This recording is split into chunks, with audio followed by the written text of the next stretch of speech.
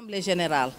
Et comme le RENAF est composé de femmes frigoristes à travers le Sénégal, elles sont partout, dans toutes les régions du Sénégal, c'est un moment de les regrouper toutes et d'avoir un moment de communion, de partager nos expériences, mais aussi de nous faire connaître. Parce que le RENAF existe depuis 2018 et bon nombre de Sénégalais ne connaissent pas l'existence de cette association.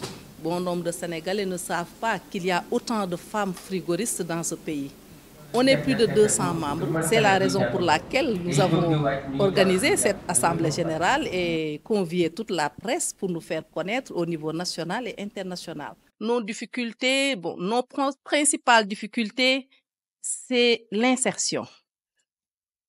Les femmes frigoristes ne sont pas bien connues et n'ont pas la confiance des chefs d'entreprise pour être embauchés.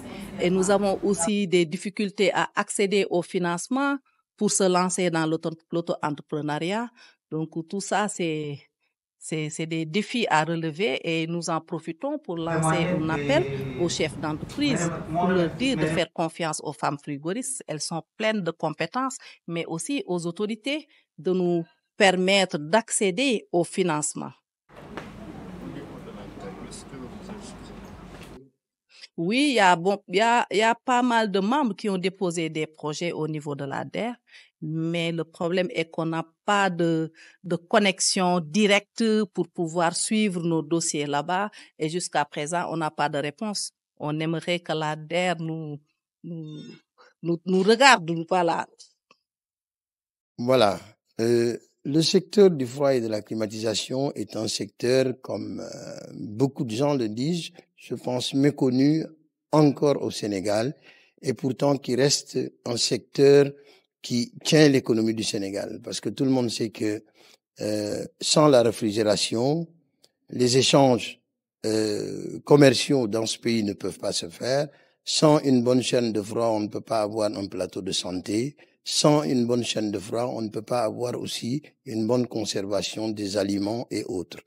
Alors, quand des techniciens ou techniciennes, et particulièrement les techniciennes qui exercent dans cette profession, sont au Sénégal, et la majorité d'entre elles, pour ne pas dire toutes, sont des ingénieurs, des techniciennes supérieures, des techniciennes, tout court, sont au Sénégal, mais après leurs études, trouvent des difficultés à trouver du travail.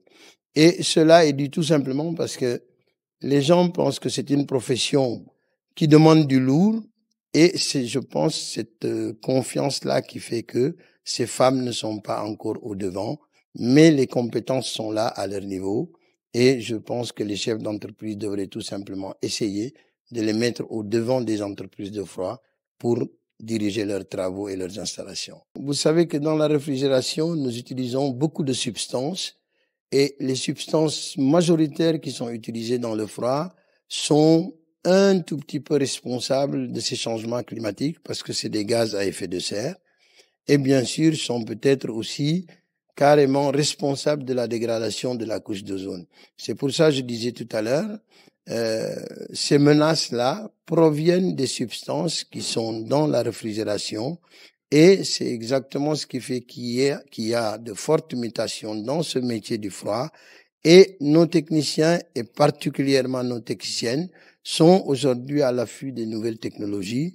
Elles sont toujours en formation, en renforcement de capacité pour adopter les nouvelles technologies et pouvoir continuer à travailler, parce que les fluides frigorigènes sont en train de changer, de nouveaux fluides sont mis en place, et ces nouveaux fluides-là, il faut des compétences pour faire ce travail et y travailler. Et je pense que nous avons ce qu'il faut au Sénégal pour pouvoir les faire confiance encore une fois et les mettre au devant des entreprises de froid.